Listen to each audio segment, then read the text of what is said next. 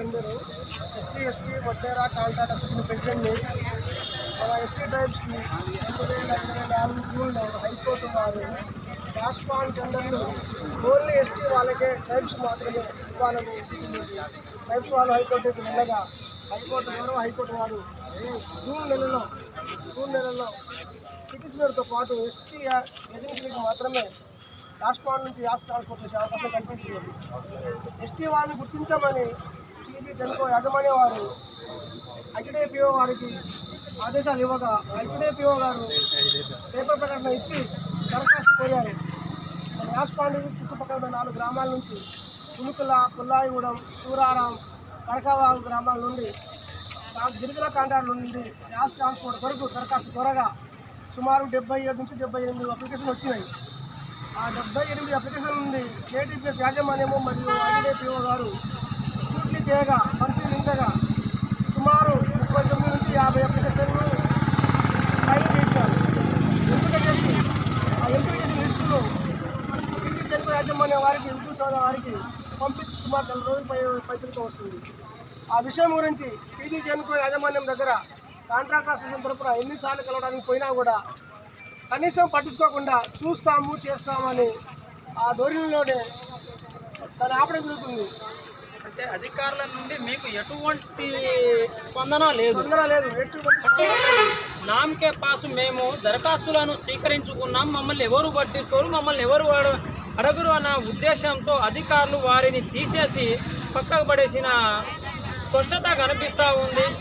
మరి ఇదే విధంగా మరి అధికారుల నిర్లక్ష్యం ఎందుకు? ఒక ఐటీడీపీఓ గారు కూడా తెప్పించుకొని ఇంత నిర్లక్ష్యం అనేది, మరి దానికి మీకు ఎట్లా? టీజీ జెన్కో యాజమాన్యానికి అధికార పార్టీ అండదండలతోటి అధికార పార్టీ నాయకులు కొంత ముగ్గురు పిటిషనర్లని వాళ్ళ చెప్పు చేతుల్లో పెట్టుకొని వాళ్ళ పేరుతో బినామీలు పెట్టుకొని యాసలు ఇప్పిస్తున్నారు. ఇంకా మిగతా ఏజెన్సీలకు వస్తే వాళ్ళకు వచ్చే లాభాలు తగ్గుతాయని కేవలం చుట్టుపక్కల ఉన్న గిరిజనులందరికీ అన్యాయం చేస్తున్నారు.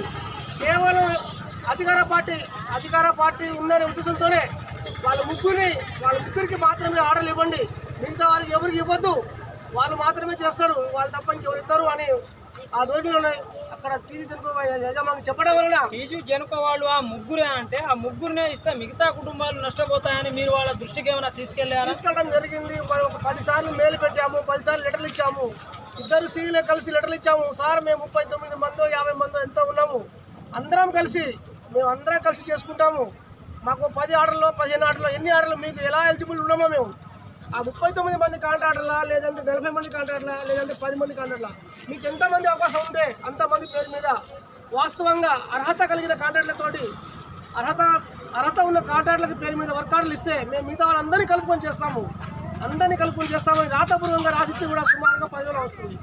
అయినా కూడా ఎటువంటి స్పందన లేదు.